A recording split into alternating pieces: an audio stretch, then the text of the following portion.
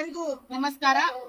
ಈ ವಿಡಿಯೋ ಮಾಡುವ ಉದ್ದೇಶ ಏನು ಅಂತಂದ್ರೆ, ನಿನ್ನೆ ನಮ್ಮ ಬಜರಂಗ ದಳದ ಹಾಗೂ ವಿಶ್ವ ಹಿಂದೂ ಪರಿಷತ್ತಿನ ಒಬ್ಬ ಕಾರ್ಯಕರ್ತರು ನಿನ್ನೆ ನಡೆದಂತ ಈದ್ ಮಿಲಾದ್ ಕಾರ್ಯಕ್ರಮದಲ್ಲಿ ಪರ್ಮಿಷನ್ ಇಲ್ಲದೇನೆ ಕಟೌಟ್ ಗಳನ್ನ ಕಟ್ಟಿರ್ತಾರೆ.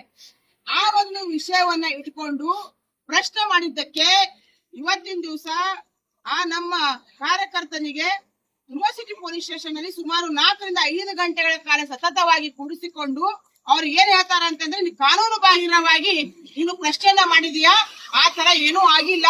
ಯಾರು ಕಟೌಟ್ ಗಳನ್ನ ಹಾಕಿದ್ದಾರೆ, ಯಾರು ವಿತೌಟ್ ಪರ್ಮಿಷನ್ ಕಟೌಟ್ ಗಳನ್ನ ಹಾಕಿದ್ದಾರೆ, ಅವರಿಗೆ ಫೈನ್ ಕೂಡ ಹಾಕಿದ್ದಾರೆ ಅಂತ ಒಂದು ಮಾತನ್ನ ಅಲ್ಲಿಯ ಪೊಲೀಸ್ ಅಧಿಕಾರಿಗಳು ಹೇಳ್ತಾರೆ.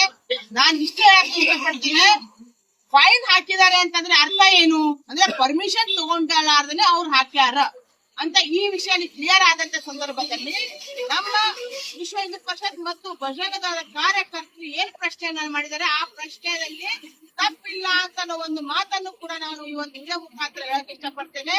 ಅದೇ ರೀತಿಯಾಗಿ ಇಲ್ಲಿಯ ಉಸ್ತುವಾರಿ ಸಚಿವರು ಮಾತಿಗೆ ಏನಂತಾರೆ ಅಂತಂದ್ರೆ, ಕಾನೂನು ಚೌಕಟ್ಟು ಸಣ್ಣವ್ರು ಇರ್ಲಿ ದೊಡ್ಡವ್ರು ಇರ್ಲಿ ಎಲ್ರೂ ಕಾನೂನು ಅಷ್ಟೇ ಅಂತ ಒಂದು ಭಾಷಣವನ್ನ ಹೇಳುವಂತ ನಮ್ಮ ಉಸ್ತುವಾರಿ ಸಚಿವರು ಈ ಒಂದು ವಿಷಯನ ಹೇಳ್ಬೇಕು. ನಿನ್ನೆ ನಡೆದಂತ ಈದ್ ಮಿಲಾದ್ ಅಂತ ಈದ್ ಮಿಲಾದದ ಕಾರ್ಯದ ಸಮುದಾಯದವರಿಗೆ ಒಂದು ನ್ಯಾಯ ಮತ್ತು ಕಾನೂನು, ಅದೇ ಏನಾದ್ರೂ ಹಿಂದೂ ಕಾರ್ಯಕರ್ತರು ಇಲ್ಲಿ ಆದಂತ ತಪ್ಪನ್ನ ಪ್ರಶ್ನೆ ಮಾಡಿದರೆ ಅವ್ರ ಮೇಲೆ ಸುಳ್ಳು ಎಫ್ಐಆರ್ ಅನ್ನ ಮಾಡಿಸ್ತಾರೆ, ಅವ್ರಿಗೆ ಒಂದು ಕಾನೂನು.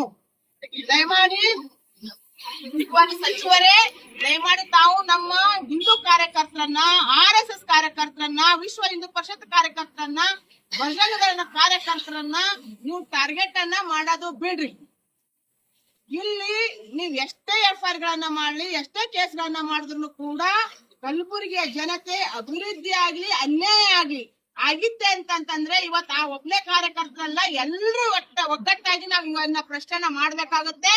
ಏನಾದ್ರೂ ಇನ್ನು ಮುಂದೆ ಇವತ್ತು ಅಧಿಕಾರಿಗಳಾಗಿರ್ಲಿ ಯಾರೇ ಆಗಿರ್ಲಿ ನಮ್ಮ ವಿಶ್ವ ಹಿಂದೂ ಪರಿಷತ್ ಮತ್ತು ಬಜರಂಗ ದಳ ಹಾಗೂ ಹಿಂದೂ ಕಾರ್ಯಕರ್ತರ ಮೇಲೆ ಸುಳ್ಳು ಎಫ್ಐಆರ್ ಗಳ ಮಾಡಿದಾಗಲಿ ಟಾರ್ಗೆಟ್ ಮಾಡಿದಾಗಿಲ್ಲ ಆಗಿದ್ದೆ ಅಂತಂದ್ರೆ ನಾವೆಲ್ಲ ಹಿಂದೂಗಳು ಒಗ್ಗಟ್ಟಾಗಿ ನಿಮ್ಮ ವಿರುದ್ಧ ನಾವು ಘೋಷಣೆ ಕೂಗ್ಬೇಕಾಗುತ್ತೆ ಅನ್ನೋ ಒಂದು ಮಾತನ್ನ ಈ ಒಂದು ವಿಡಿಯೋ ಮುಖಾಂತರ ತಮಗೆ ತಿಳಿಸಲು ಇಷ್ಟಪಡ್ತೇನೆ.